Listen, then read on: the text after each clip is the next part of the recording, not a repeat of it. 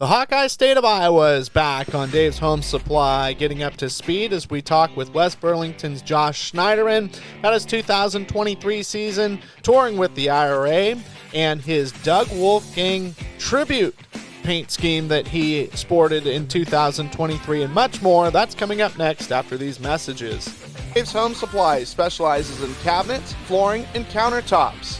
Visit their website at daveshomesupply.com to look at products, services, financing, and even a free estimate. Are you looking for bookkeeping, payroll, or income tax services? Then check out the folks at For You Simple Bookkeeping. They are a licensed tax preparer throughout the entire United States. For more information, click on the link in the description. Joining us on the phone here for Dave's Home Supply, getting up to speed, is the number 49 from West Burlington, Iowa, Josh Schneiderman. Josh, great to have you on the program. You're a busy individual. It's texting you and messaging you. You're very, very busy and working really hard out there in eastern Iowa. Yeah, it's our busy time of year with harvest going on, and like always, we're behind and manufacturing shortages, part shortages. So yeah, it's kind of like anytime you're going racing, you're running around like a chicken with your head cut off, trying to make sure everything's prepared. And so it's a fun yet miserable time right now. So no doubt, and you guys are working extra hard. And for listeners and viewers that may not know, what exactly that you harvest and what's sort of that process like? Sure. So I own my wife and I, along with some shareholders, we own an implement dealership here in southeast Iowa. So, we take care of a lot of farm equipment, a lot of combines. Mostly everything in this area we're harvesting are corn and soybeans. I don't know. We take care of probably somewhere between 50 to 60 combines, and then of course we sell a lot of different headers, corn heads, draper heads, stuff like that, for a lot of different, other brands of equipment. So it keeps us plenty busy. Like everybody, we could use another hand or two to help us out, but right now it's just you got to keep fighting and get through it. No doubt. Well, talking about being busy, you had a bit of a busy schedule this year. 32 feature starts, 11 top 10s, and a top 5 finish. You ran with a lot of different stuff: the All-Star Circuit of Champions, the Interstate Racing Association, some high-limit shows, World of Outlaws, the Northern Outlaw Sprint Association.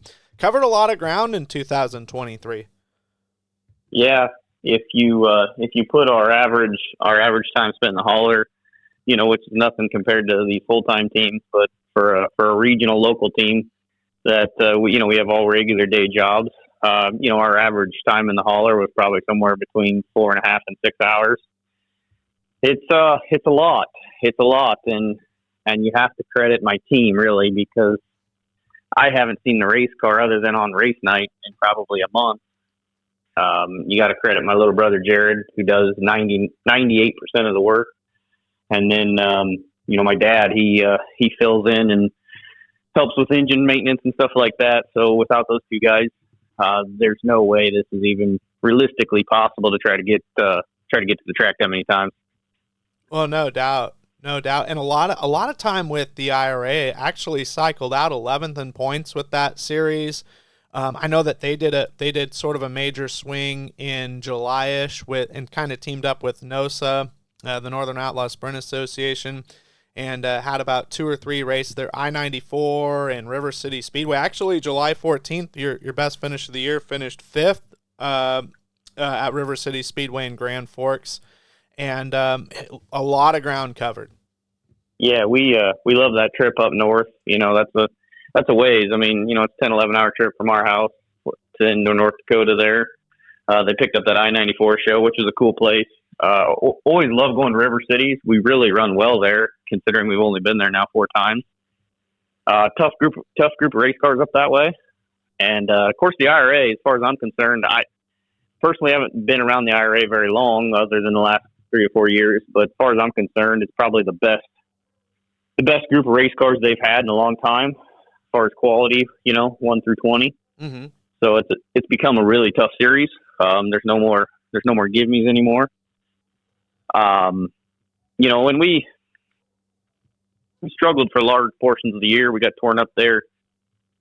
Let's see. We got torn up there at Cedar Lake and hurt a primary car. And then we got junked at Canton with the All-Stars, and it killed our the primary car we've been racing everywhere, and that really set us back. We struggled hard for about 5-6 weeks to get going again. And when you struggle for that long period of time, there's only so many races in a season, so it definitely takes away from the bottom line. And overall, I think we were fairly, you're never satisfied in racing, but we were okay with 11th, considering I think we ended up missing 5 shows. Mm-hmm. But we intended to do the whole thing, but unfortunately, just with work schedule and stuff, it didn't work out. Like we had envisioned. Yeah. Oh, I mean, you mentioned it being such a tough series. You have a mix of the veterans that have ran with the series for a bit: Scott Thiel, Scotty Neitzel, Bill Baylog, of course, and then you got sort of this, the new blood where you've got a driver like Brenham Crouch and yourself coming into the mix. Jordan Goldsberry, even though he's he's won a championship before, he still. It's in a good spot, I'd say, a really good spot. Yeah, they've created a really good series. They've always had a really good series, but they've seemed to just continue to grow it here in the last 5 years. And the Wisconsin, it's amazing how the fan support that they have up there. We love going up that way. They're just avid sprint car people, and they've created a really nice series with everything that's going on. They got some non-wing stuff now, some mini sprint stuff. Like I said, a lot of great people. Probably the sheer enjoyment for us is obviously the racing, but getting to know all these new people. We've met some, what I consider will be some lifelong friends up there. Mm-hmm. Just like you do anywhere, we have lifelong friends from Knoxville that we miss dearly, but it's just what fit our team at this time anyway. Well, I was going to say there's been some exciting races. River Cities is always an exciting thing to see, and I watch that place weekly. But Wisconsin, you've got Wilmot and Plymouth, and those two tracks are really giddy up and really fun to watch. Yeah, Plymouth is a really, really beautiful facility. I mean, they've got a nice fairgrounds. And they seem to that track seems to throw you for a little bit of a loop every time. It's a little different surface each time. Depending on, weather conditions. And of course, it's a little bit of more of a rockier, I call it a little more sandier surface. So it's hard to judge. Neat place. Wilmot is definitely one of them. It's, kind of in an area of its own because of how the track's shaped. Mm-hmm. Same with like 141. I mean, it's in a league of its own because it's got a special shape to it. So yeah. And for me, I'm not a quick study. And for me, getting to a place 2 or 3 times definitely helps my confidence at those racetracks. And I think if you look at a lot of results, you'll see that, you normally when we go back there a second or third time, that, with exceptions, you'll see that, usually our results improve. But that's just the type of race car driver I am. Is my confidence grows with more races at each place. Well, and what was also really cool is to see kind of sprinkled in some drivers that would maybe not race with IRA the whole season, but they'd come in and go up against you guys and just, I think, enhance the quality of just the shows. Talking about JJ Hickel coming with the home roofing 50YR, and I think Ryan Rule also came with him one time, and then Joel Myers Jr. from California coming in and having a stint hanging out with Brenham Crouch, and Paul Nienheiser from the Illinois area. He's really tough, and then Ian Madsen also had a couple shows there. I want to think after Knoxville was racing with the IRA for a little bit, and it just made things so cool and really like, holy cow, this is, if people don't know about the IRA, they're really missing out. I agree. I mean, that series is no joke. And I think, when you see the outsiders come in, I mean, they put up a good fight, but I mean, these IRA guys tough. I mean, even you got like you got Borland now, who he's improved a lot over the last few years, been running stronger. Schlafer, Schlafer's been he's newer to 410 racing in the last 3 to 4 years. I mean, he's getting pretty tough. There's some younger kids coming too. I mean, they have a really good thing going on, and I think as tracks continue to maybe shy away from weekly racing, I think you're going to see a series like the IRA just continue to thrive for that reason. They got a good mix of stuff going on, good mix of races, but yet they're good about trying to group them together too. Sure. Which helps a team like mine trying to travel 5 or 6 hours to race with some guys. And, they want to help people. Just a really good deal. And it was really cool to see them team up. There was a couple times with the All-Stars, and obviously the Northern Outlaw Sprint Association in July. Kind of the co-sanctioned stuff really helps the numbers, really gets good car counts, and it also, it just makes the racing even better. Yeah. No, those are great partnerships that all them series have formed, which I think that gets lost in racing a little bit. That we need these series, whether they're full-time traveling series, whether they're regional series, whether they're local tracks. We have to continue to stick together, work together, because, as one, we're going to prosper. If we try to fight each other, I think we're going to see some of this stuff start to dwindle. So that's to me one of the biggest takeaways there is that keeping these series working together, keeping these teams working together, because I mean that's what it takes to get up and down the road. That's what it takes to keep butts in the seats to get these promoters to do these shows, and I mean it's going to continue to remain crucial moving forward. No doubt. I'm in full agreement there. I think that's something that the model with ASCS, 10, 15 years ago, it made it very, very successful, where it was just exploding on a national scene. Is they would go to, there was a Northwest region, there was a region in, in the Rocky Mountains, the Northern Plains, the Midwest, and, so the national tour would come in and it would just enhance the car count, and there was a good base already, and it was really cool of a layer of, you had 10 national guys, 10, 15 regional guys, and then 10 local guys, and all of a sudden you got 40, 50 cars. Yep. And that's where I think 410 racing has continued to grow. Guys have really seen the advantage of 410 racing, pays a little better. You're spending about as much money to 410 race as you are 360 race anymore.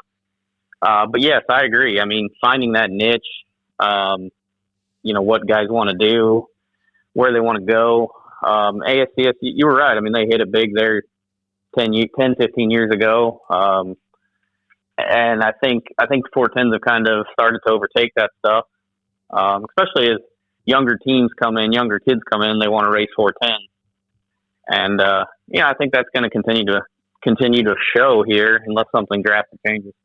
Well, we mentioned about all the long traveling that you did, but you also had some home games. And for folks that don't know, West Burlington, Iowa is the home of 34 Raceway. It's a really gorgeous and scenic racetrack. I call it one of the river tracks, along with Dubuque and Donaldson and Davenport, East Moline. But you got to race there a couple times this year.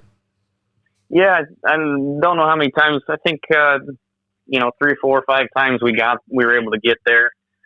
We struggled, had a lot of bad luck. Lost a mag there one night in qualifying, had to change motors. Made a mistake there with the All-Stars and missed the show. We struggled significantly there. Sometimes maybe you put a little too much pressure on yourself. When you're that close to home, trying to put on a good show for the local fans. But yeah, kind of tried to partner. My business has kind of tried to partner with 34 Raceway to help grow 410 sprint car racing in Southeast Iowa. Mm-hmm. And I'm hoping that's a partnership that we can continue in the future, because like you said, it's a great facility, good people. And like I said, what's important to me is to try to continue I like that IRA deal a lot. no matter what I do in the future, I still want to continue to try to help that series grow and prosper because, man, I think that's going to be big, be big for this area, be big for that area to try to keep maintaining that.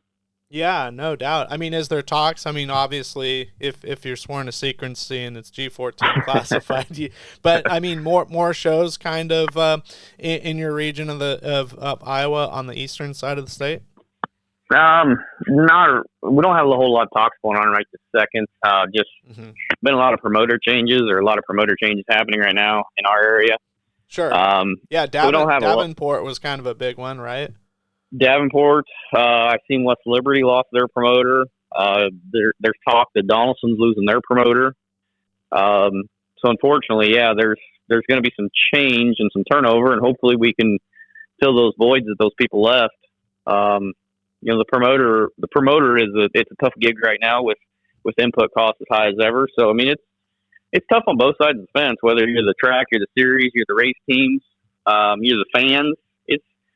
It takes a lot to make these shows go round. And like I said, I think it goes back to that, man, we got to figure out a way to stick together and make this stuff work for all of us. And I think that's only going to continue to ring true as we move forward. No doubt. Preach that, united we stand, divided we fall kind of deal. I totally get it. Exactly. I mean, that's the way the world is, period. And that's the way as a racing community, we're going to continue to need to grow this deal. Yeah, and I was gonna comment too on your choice of colors and stuff. It really reminds me of, I grew up on Racing Champions and everything, the die-cast cars. It reminded me of Doug Wolfgang's black and silver 49. I'm sure you've been told that plenty of times, though. Well, so I mean, a lot of people don't know this story, but I'm a huge Wolfie fan, as a lot of people are. Mm-hmm. And unfortunately, some of these young kids today don't even know who Doug Wolfgang is. And, man, are they missing out? What a great human being there is. But, yes, my car, the 49 was modeled from Max Rogers and Doug Wolfgang there in the late 80s, early 90s is where the 49 originated. Okay. My dad was a big Max Rogers fan. And, of course, like I said, I'm still to this day a huge Doug Wolfgang fan. Anybody who gets an opportunity to say hi to Doug, just spend 5 minutes with the man, and you will get a very valuable education, because he's when we were racing Knoxville, he felt the need to kind of help me along, and I learned so much from that man.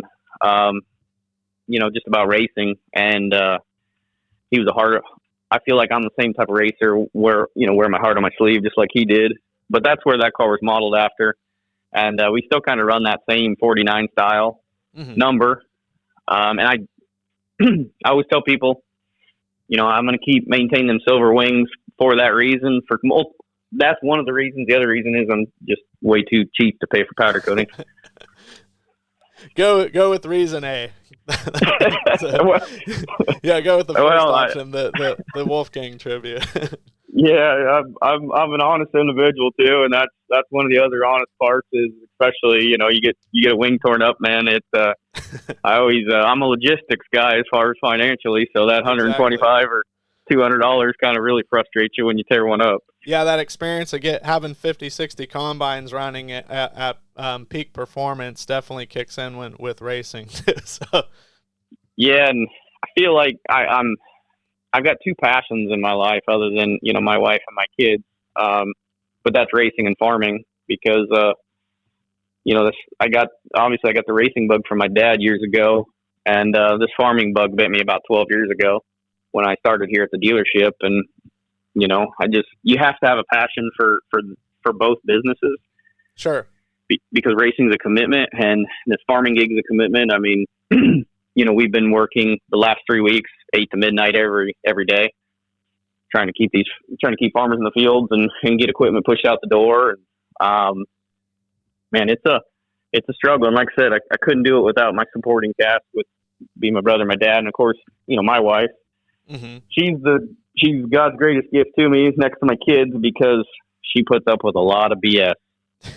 So when you say 8 to midnight, that's 8 a.m. to midnight? 8 a.m. to midnight, yep. Oh, man, Those are like Abraham Lincoln hours. Holy cow. It's ridiculous. Yeah, it's. I see my boys in the morning for about 25, 30 minutes, and other than that, I haven't seen them since. So it's it's frustrating. It is. It's really frustrating. And of course, in Southeast Iowa, we've had zero rain here in about 3-4 weeks. So that just continues. Guys keep pushing on, through harvest here, and hopefully in a couple weeks we'll be done, or 3 weeks we'll be about wrapped up. But it is what it is. We all know what the sacrifices we got to make, and Sure. just got to put our best foot forward. Sure, yeah. No, definitely admirable. And, you're definitely, when you look big picture, you are doing a lot of good with, helping farmers, which help feed people, which help feeds for your family. One of those circle of life kind of things. It is, and like I said, I'm fortunate. I got a great supporting cast here at the store, a lot of great people that work their tail off. So when we do get a chance to go racing, we can go. We're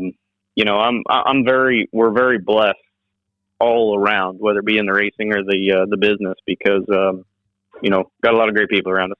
No doubt.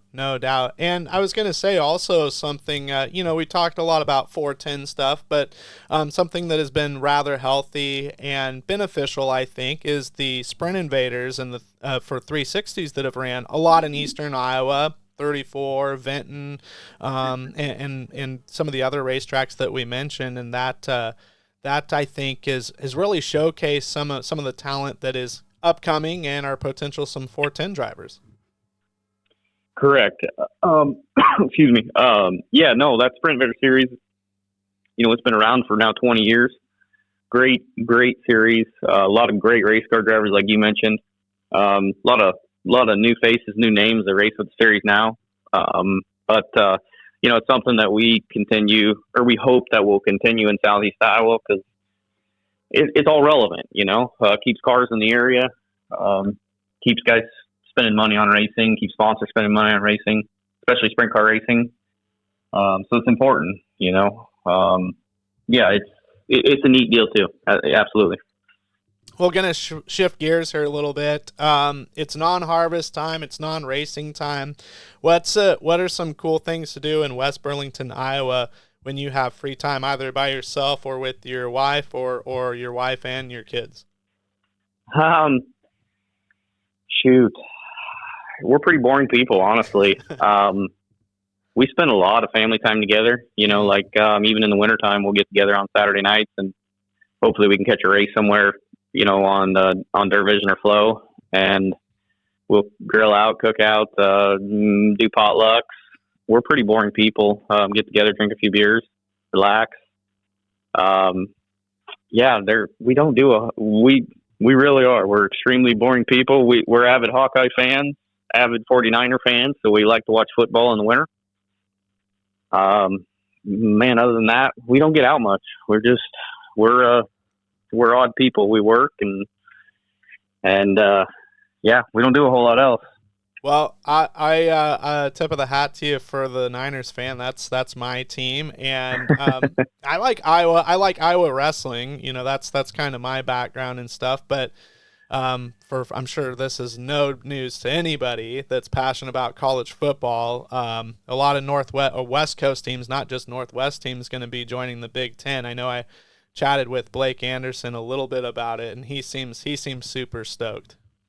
Yeah, I think it's going to grow the Big Ten, that's for sure. I don't,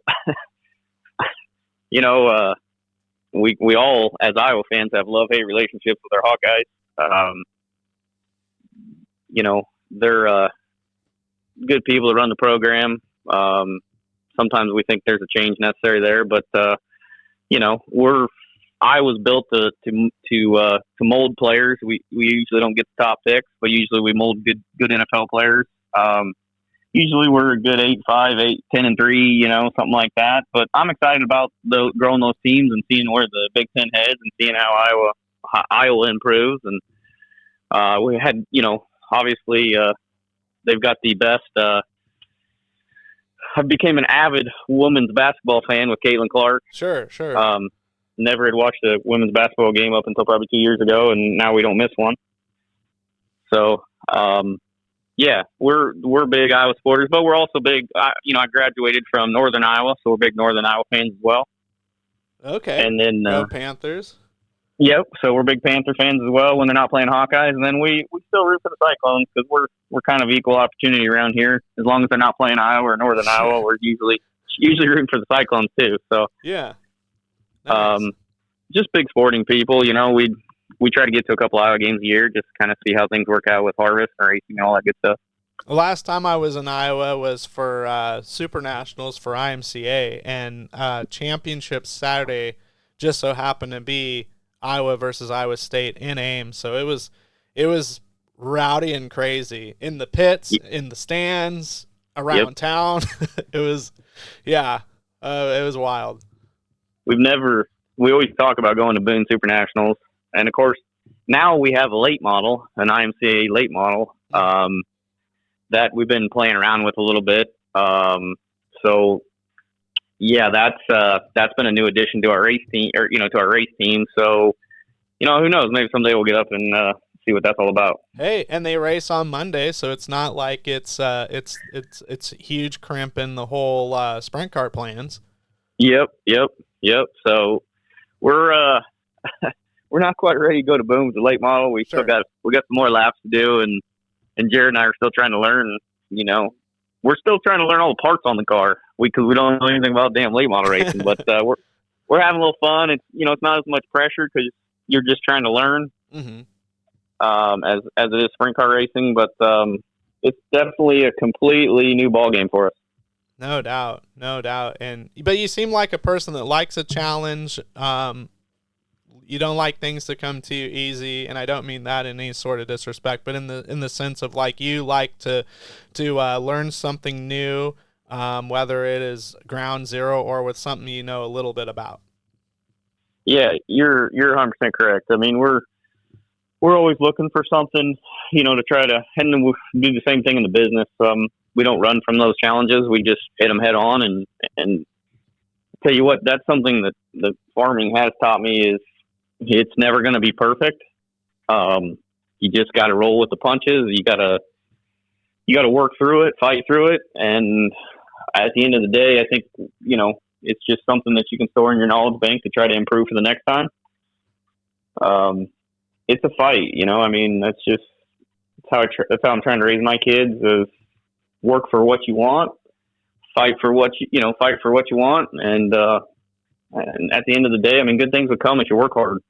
Well, I really agree with that, and that's admirable as well, because that's a really good kind of way to look at racing too. Sometimes the track prep, maybe it wasn't on 100%, or there was something out of the track prep crew's hands, or perhaps you have some weather come in that's unavoidable, or even your race car yourself, that you have to drive. It maybe you miss something, but it's like, okay, I got to roll with what I got and just do the best I can. The worst thing you could do is just be like, nah, let's just load it up. This isn't, we're not going to win kind of thing. But it's like, well, let's see what we can do. Let's see how this result kind of plays out. Yeah. And that's all you can do. I've always tried to use this motto here at work. I mean, we try to operate glass half full people. Sure. Life's too short to be negative, and there's too many people in the world that look for all the negativity and look for opportunities to be negative. I mean, let's find the positive. Let's work together. The boys are out there in the shop right now fighting an issue on a combine that should have been done 3 hours ago, but man, it seems like everywhere we turn around, there's an issue. And yeah, but that's what we're going to do. We're going to continue to fight through it. We'll get there. We always do. Just, it doesn't happen like it doesn't happen as quick as you think it should.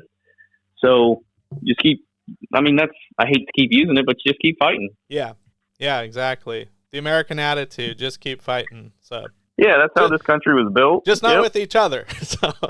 Just not with each other. Yeah, work together, but fight through those problems and find some. And that's what we as a nation, I think, need to do better is find some common ground. Yeah, respect people's opinions, whether or not you agree with them, and work together. I mean, I don't like everybody I race with. I don't. Personalities clash, but at the same time, I want to be the guy in the pit area that tries to get along with everyone. And I want to be the guy in the pit area that if you need help, you come to our trailer and we're going to do the best we can to help you, you know? No doubt. Speaking of helping you, who are some individuals or who are some sponsors that you'd like to mention before we wrap things up? Sure. Land Pride, they produce implements for tractors, skid steers, and they're out of course, they're big in my business here at the implement, but they're out of Salina, Kansas. They've been a big Mark Decker, the president of the company. There is an avid race fan. We met him through the business here. I always love when he's watching because I get mysterious text messages from him that, hey, had a good run last night, or hey, having a good run, keep it up.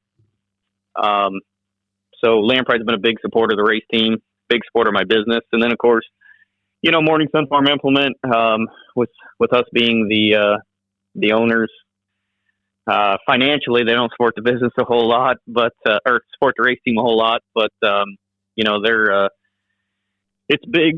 The implement obviously supports me personally through through employment. So I mean it's big on supporting the race team as well. So we're fortunate. J&J Auto Racing's been with me forever. Great company. Hoosier Race Tire, Rod and Supply, DMI, Ryder Racing Engines, Moyle Racing Engines. Those guys have been, big proponents here the last couple of years. Manny Rockhold out of Pekin, Illinois. He's been a big supporter of ours for quite a few years, helping us build engines. And so I just got a lot of great people in our corner. I always tell guys, engines, race cars are not our problem. It's in between those two frame rails and the guy running the pedals. So some nights I come up short. And, whether it be experience, talent, whatever it may be, I feel like we have the best stuff to be as competitive as we can be. And that's what we shoot for. Well, and for folks that want to check out your upcoming race schedule and any results, or if you have any apparel for sale, what is there a website, or is there like a Facebook page, Instagram, social media, anywhere that people can check that out? Yep. We have a Facebook page, and my wife also we have a Twitter page that she keeps updated. 49 Motorsports with the 49 spelled out. And it's we also have a website where people can go buy apparel online, and she'll get it shipped out. It's 49 excuse me, it's 49motorsports.com. Feel free. She's having she's gonna be putting some end of the year sales together as we look to close out some inventory here for the holiday season, so she'll have some sales, so keep an eye on that. And we'll look to keep going after stuff for next year. Well, and I forgot to ask that, 2024, is it kind of a little early right now, being that you're so busy with harvest, that you guys have put plans together, or going to wait in a couple weeks when harvest slows down a little bit, then you'll kind of be able to sort of sit down and kind of pencil out a plan? Well, we're tossing all kinds of things around, to be honest with you. I think we're going to maintain. I don't think we're going to try to follow the IRA again. Not that we don't want to, because that's what we'd love to do, but unfortunately, it's just going to be tough with our schedule. But we're going to try to. I think what we're talking now is we're going to try to shoot for somewhere between that 50 and 70%. See how things go. We really want to race the late model a little more and see if we can get a little better at it. Obviously, I want to get back to the Knoxville Nationals. We're talking about doing the 360 and 410 this year, or for next year. We skipped the 410 this year. Just we were tired, worn out, and we're going to get back there. We missed that event. My brother is adamant he wants to make a 2 or 3 week trip to Port Royal. Okay. So we're tossing around the idea of trying to get out there a couple weekends before the Tusky, and then try to run the Tusky there. Try to leave our equipment out there for 2 or 3 weeks. We've made so many friends out there that I think we have the avenue to leave our stuff out and fly back and forth. So I'm getting older. I don't know how much longer I'm going to do this racing stuff. I have no plans to quit anytime soon, but trips like that are becoming fewer and farther between. I don't want to miss that North Dakota swing with the IRA. It's one of my favorite swings. There's just races that we've come to love, like the 2-day Outlaw Show there at Cedar Lake. Of course, if we run the 360 Nationals, we miss the Ironman. We've kind of fallen in love with that show too. But there's half a dozen shows that we'll continue to hit, especially with the Outlaws, because we enjoy racing with that series. Just play it by ear. I think there's a lot of changes coming with who knows what high limits and the All-Stars are going to do here yet. So it's going to be an interesting off season, which I'm excited about. I mean, change isn't always a bad thing. For sure. But so it's going to be interesting. So that's kind of where we're headed. We got a lot of big ideas, and we're in the process of building a new race shop. So I'm definitely not quitting anytime soon, obviously. But we're in the process of doing that, so there's going to be some change here as we try to get moved in there, hopefully this winter, and just see how things go. I guess kind of take it. My brother and I always talk. We take it one day at a time, and we'll just we get through one weekend, we'll race the next. No doubt. Well, it's been great catching up with you, and really got to commend you on your incredible work ethic, as well as supporting all the farmers in your community, which benefits the nationwide for Feeding America. And I've really enjoyed getting to know you, and I'm definitely going to try and check out the 4-9 website and order a shirt, and we'll be talking soon, I'm sure. No, I appreciate that. I appreciate you having me on. It's always great, to help us local regional guys, and that's what we want to support, and that's what we appreciate. Well, that is going to do it for this interview. We hope you enjoyed it. Be sure and hit the like and subscribe button on whatever platform you found this interview at. It really helps us grow the channel, and we greatly appreciate it. In the meantime, we'll be back with more content and interviews in the future. Be sure and have a great evening or a great rest of your day, whatever time you're listening.